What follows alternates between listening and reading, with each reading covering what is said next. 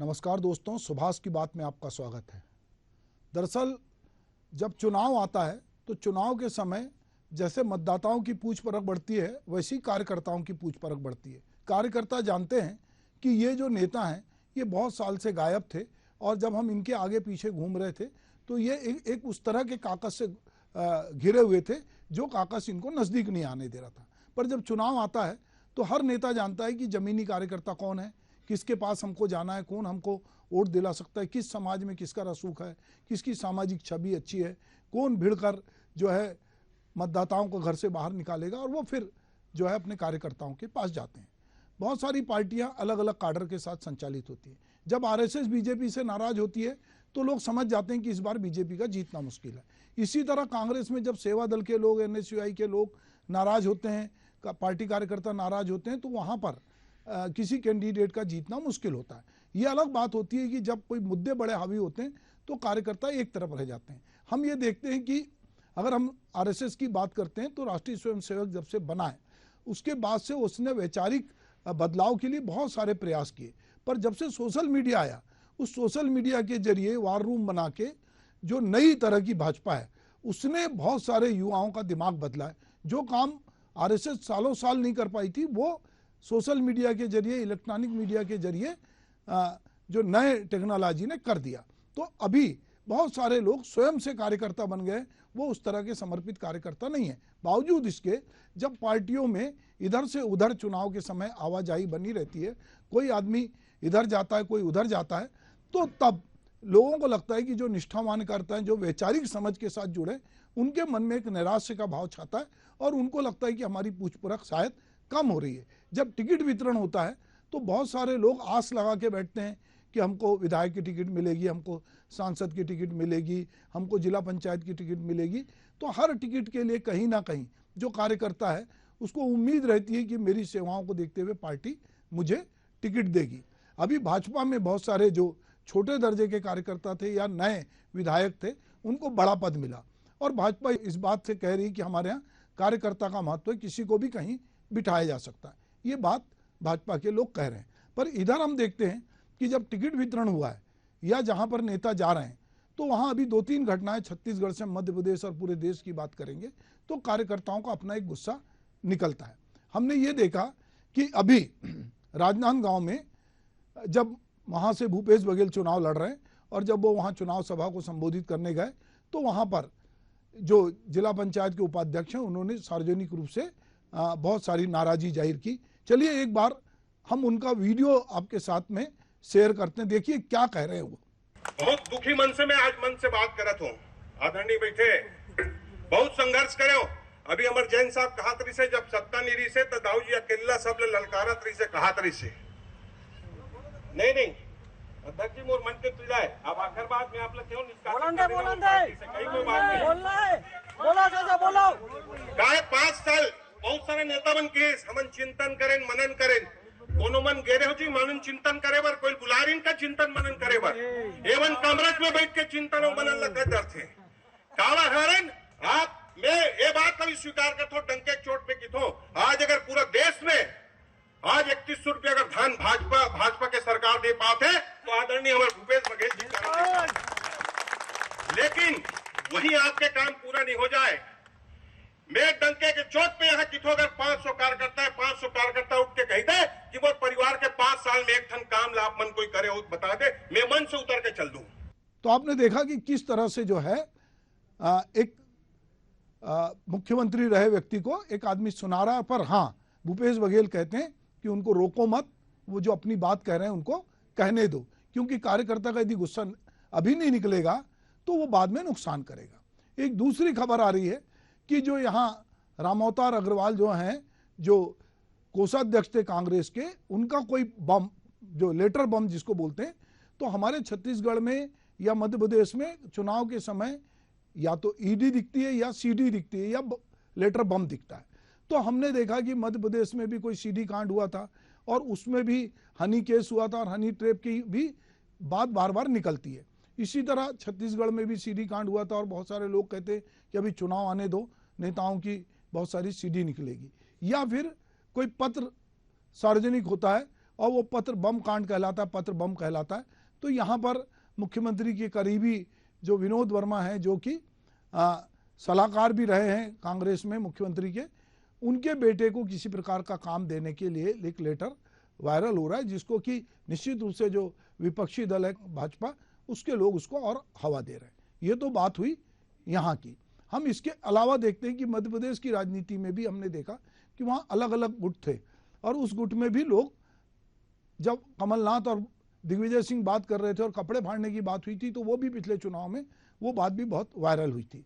तो चुनावी मौसम अपने स्वभाव पर है, सियासी बिसात बिछ चुकी है। चुनाव के तमाम जो में राजनीतिक दल अपने नेताओं के साथ सियासी उनके अरमान जगते हैं, वे सभी इसी मौसम में अपने लिए बड़ी जिम्मेदारी चाहते हैं और पार्टी के समर्थन से राजनीति की अगली सीढ़ी चढ़ने की कोशिश करते हैं। वे टिकट और पद के लिए अपना अपना दाव पेश करते हैं, और जब उनके दावे को मान्यता नहीं मिलती तो वो बगावत पे उतर आते हैं।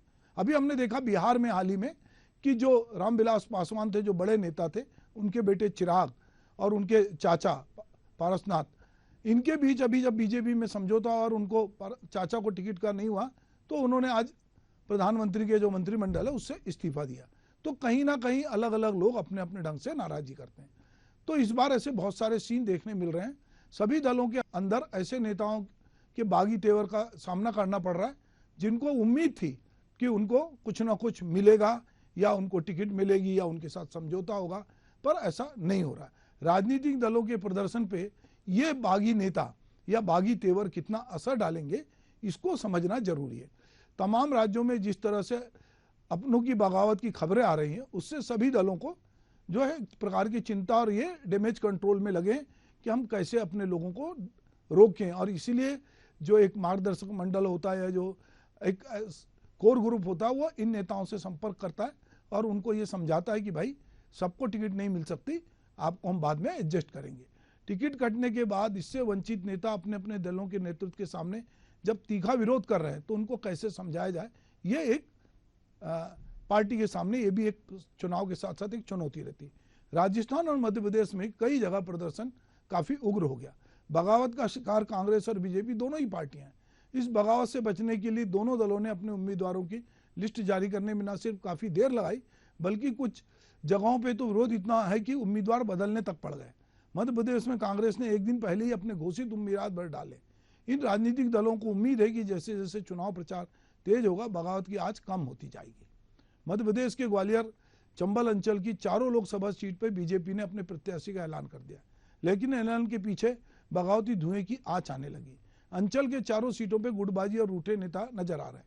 ग्वालियर लोकसभा सीट पर भाजपा ने वर्तमान सांसद विवेक सजलवार को टिकट काटकर 2023 में विधानसभा चुनाव हारने वाले पूर्व मंत्री भारत सिंह कुशवाहा को उम्मीदवार बनाया। भारत सिंह कुशवाहा विधानसभा अध्यक्ष नरेंद्र सिंह तोमर के करीबी हैं। ऐसे में टिकट की आस लगाए बैठे पूर्व सांसद जयभान सिंह पवैया, विवेक सजलवार, नरोत्तम मिश्रा भी अंदरूनी तौर पर नाराज बताए जा रहे हैं। वहीं नरेंद्र सिंह तोमर के करीबी होने के कारण भारत सिंह को ज्योतिराज सिंधिया के समर्थक विधायक और मंत्रियों का बेहतर सहयोग मिलने की उम्मीद भी कम है। अब इसको किस तरह से डैमेज कंट्रोल को रोकेंगे, क्योंकि मोदी की गारंटी काम कर रही है और नरेंद्र मोदी ने कहा है कि इस बार का चुनाव जो है व्यक्ति कम लड़ रहे हैं और हमारा निशान ज्यादा लड़ रहा है, तो हो सकता है कि वो निशान काम कर जाए।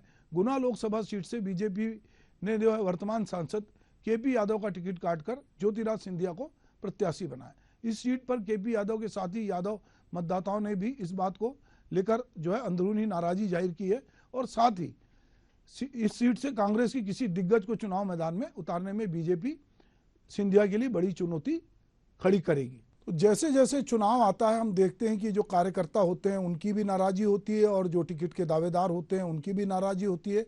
और ये सारी नाराजगियों को झेलते हुए जो चुनाव में प्रत्याशी खड़ा है या पार्टी का जो मैनेजमेंट कर रहे हैं, वो किस तरह से चीज़ों को मैनेज करते हैं, गुस्से को किस तरह से शांत करते हैं, जो लोग पार्टी छोड़कर जा रहे हैं उनको कैसे रोकने की कवायद करते हैं, ये बहुत सारे मसले होते हैं। अभी हम इधर देख रहे हैं कि जो कांग्रेस में बहुत सारे ऐसे लोग हैं जो ये कह रहे हैं कि राम मंदिर, जिसका एक मुद्दा है कि जब भाजपा ने अयोध्या में राम मंदिर का जब मूर्ति रखी और वहाँ पर बहुत सारे लोगों को बुलाया, तो ये बात बीजेपी बार बार कह रही कि कांग्रेस भगवान राम का विरोध करती है। तो कांग्रेस के भीतर जो थोड़े से बहुत धार्मिक किस्म के लोग हैं, या तो भाजपा से सहानुभूति रखते हैं, या जिनको नरेंद्र मोदी का नेतृत्व चमत्कारी लगता है। ऐसे बहुत सारे लोग जो हैं वो कांग्रेस छोड़कर भाजपा की तरफ जा रहे हैं, या वो लोग जो किन्हीं किन्हीं कार्यों में लिप्त हैं, जिनको लगता है कि सत्ता यदि भाजपा की आएगी तो भाजपा के साथ रहना चाहिए, क्योंकि राज्य में भाजपा की सत्ता है और वो सत्ता यदि यहाँ पर भी कायम रही आगे लोकसभा में तो उनको फायदा होगा।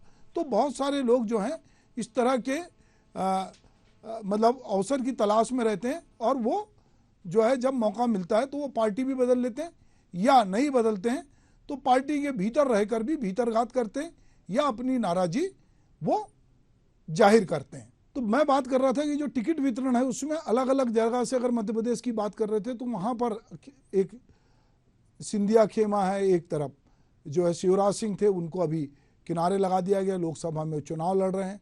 इसी तरह हम देखते हैं कि छत्तीसगढ़ में भी कांग्रेस में बगावत जो है वो कहीं ना कहीं दिखती है। जैसा मैंने पहले कहा कि राजनांदगांव में कांग्रेस के पूर्व मुख्यमंत्री भूपेश बघेल जो है चुनाव मैदान में, उनका विरोध जो है कोई बड़े नेता तो नहीं कर पा रहे हैं, पर स्थानीय स्तर पर जो राजनांदगांव है उसके लोगों की ये तकलीफ है कि वहाँ पर स्थानीय लोगों को टिकट नहीं मिलती। एक नेता थे नरेंद्र दाऊ, वो उन्होंने जो है वो भूपेश बघेल के 5 साल तक कांग्रेस कार्यकर्ताओं का काम और सम्मान नहीं हुआ, इस तरह की बातचीत कही, और उन्होंने कहा कि वो जो नेता अभी नहीं दिखे वो अब दिख रहे हैं, और उन्होंने उनकी बातों से सहमत होकर जो कार्यकर्ता सामने बैठे थे वो तालियां बजा रहे थे। तो लोग रहा था कि ये जन भावना का प्रकटीकरण हो रहा है।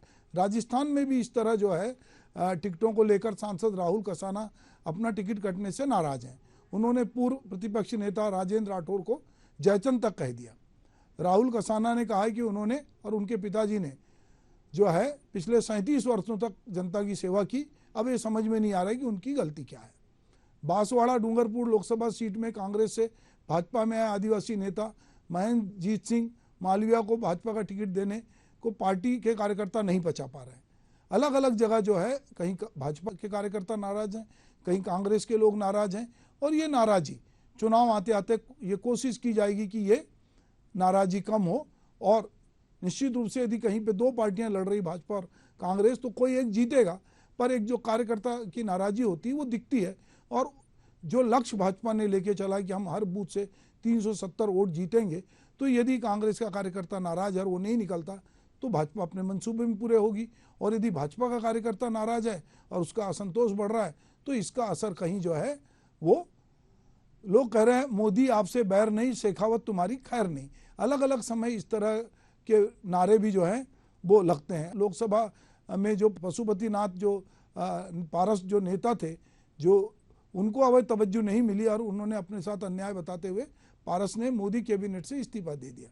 उन्होंने कहा कि एनडीए में मेरे साथ नाइंसाफी हुई, अब मैं तय करूंगा कि मुझे कहाँ जाना है। पासवान परिवार की लड़ाई जो है में अक्सर पशुपति पारस जो हैं वो अपने आकलन को लेकर नाराज रहते हैं। उनको लगता है कि कभी भाई को कभी भतीजे को तवज्जो मिलती है, और वो कहीं ना कहीं जो परिवार की राजनीति है, जैसा हम मुलायम सिंह के परिवार में देखते हैं कि उनकी एक बहू अभी भाजपा में चली गई है, तो बहुत सारे राजनीतिक परिवार में जब किसी एक को सम्मान नहीं मिलता है तो दूसरा जो है वो दूसरी पार्टी की ओर रुख करता है। और ये हम देख रहे हैं कि जहाँ पे परिवार की राजनीति थोड़ी तगड़ी है वहाँ पर ये लोग मान के चलते हैं कि हमको परिवार की विरासत से टिकट मिलना चाहिए, और जब नहीं मिलता है तो निश्चित रूप से वो कहीं ना कहीं अपने परिवार के खिलाफ या जो पार्टी है उसके खिलाफ बयानबाजी करते नजर आते हैं। हम ये देखते हैं जैसे छत्तीसगढ़ की हम बात कर रहे थे कि कई बार लोगों को लगता है, जैसे राजनांदगांव की सीट है तो राजनांदगांव जिले के रहने वाले लोगों को लगता है कि हमको ये राजनांदगांव शहर के लोगों को लगता है कि हमारे यहाँ से कैंडिडेट उतारना चाहिए। अभी विधानसभा में जो कांग्रेस ने कैंडिडेट उतारा था देवांगन, गिरीश देवांगन, उसको बाहरी बताकर लोगों ने खारिज किया। उसके बाद अभी भूपेश बघेल गए हैं। भूपेश बघेल पाटन के रहने वाले हैं, दुर्ग क्षेत्र उनका कार्य क्षेत्र है, पर वो राजनांदगांव से चुनाव लड़ रहे। वैसे भूपेश बघेल पूरे प्रदेश के नेता हैं और इस समय कांग्रेस के सर्वमान्य नेता हैं, उन जैसा अभी पावरफुल नेता कांग्रेस में नहीं है। बावजूद इसके जब वो वहाँ गए हैं तो उनको स्थानीय कार्यकर्ताओं का जो है वो आक्रोश झेलना पड़ रहा है और लोग अपनी अपनी नाराजी जाहिर कर रहे हैं। तो कई बार जब ये चुनाव का मौसम आता है, चुनाव का अवसर आता है, तो बहुत सारे नेता जो हाशिए पे चले गए होते हैं उनकी भी पूछ परख बढ़ती है। वो कार्यकर्ता जिनको कभी नहीं पूछा गया उनकी भी पूछ परख बढ़ती है, और वो ऐसे समय में जब पार्टी में आवाजाही का दौर चलता है, जैसा कि हम मध्य प्रदेश में देख रहे हैं, तो छोटे से छोटा नेता जो बहुत घर बैठा था और जिसकी कोई उस तरह से वैल्यू नहीं थी, अगर वो कोई पार्टी ज्वाइन करता है तो बड़ी सुर्खियां बनती है। भला ही उसका जनाधार कितना है, ये बात की बात है। छत्तीसगढ़ में भी ऐसे कई नेता हमने देखा कि इधर से उधर हुए, वो कोई जनाधार वाले नेता नहीं है, पर वो कभी पावरफुल रहे हैं या पब्लिक ने जिनको नकार दिया पर पब्लिक में उनका नाम है, तो ऐसे लोग भी इधर से उधर होते हैं और थोड़े दिन वो सुर्खियां बनती हैं। तो बाकी नेताओं की तो बात हम छोड़ दें, पर यदि कार्यकर्ता नाराज है और वो कार्यकर्ता जो पार्टी के लिए समर्पित है, जो पार्टी को जिता के लाता है, जिसका अपना कोई स्वार्थ नहीं होता, यदि उसकी नाराजगी होती है तो इसका खामियाजा पार्टी को भुगतना पड़ता है। तो पार्टियां कोई भी हों, उनको सबसे ज़्यादा जरूरी कि वो अपना घर बचाएं, अपने कार्यकर्ताओं को संभालें और उनकी भावनाओं को समझें। जो सत्ता के इर्द गिर्द बहुत सारे चेहरे घूमते हैं, वो सत्ता के चेहरे होते हैं। जैसे ही सत्ता जाती है वो चेहरे हट जाते हैं और दूसरी सत्ता के इर्द गिर्द मंडराने लगते हैं। तो उन चेहरों से बचते हुए असली कार्यकर्ताओं को की पहचान कर उनकी बातों को सुनना मुझे लगता है कि किसी भी राजनीतिक दल के लिए जरूरी है। और अब राजनीतिक दलों के लिए काडर भी उतना ही महत्वपूर्ण है, उनका प्रशिक्षण भी उतना महत्वपूर्ण है, वैचारिक समझ भी महत्वपूर्ण है। अन्यथा यह होगा कि बहुत सारे लोग जो सालों साल से कांग्रेसी हैं, उनको 2 मिनट नहीं लगता वो भाजपा में चले जाते हैं, और जो भाजपा में हैं, जो वैचारिक रूप से अपने आप को भाजपा के नज़दीक बताते हैं, जब मौका नहीं मिलता कांग्रेस में आ जाते हैं। इसी तरह अन्य पार्टियों के साथ भी होता है, जब वामपंथी लोग दूसरी पार्टी में जाते हैं तो लोगों को आश्चर्य होता है कि इनकी तो एक समझ थी, इनका एक अध्ययन था, ये ऐसे कैसे हो गए। पर हम देख रहे हैं कि हमारे देश में इधर से उधर जाने का रिवाज बना हुआ, और जब चुनाव आता है तो बहुत सारे लोगों का चाल चरित्र और चेहरा दिखाई देता है कि वो कहाँ पर खड़े हैं। नमस्कार।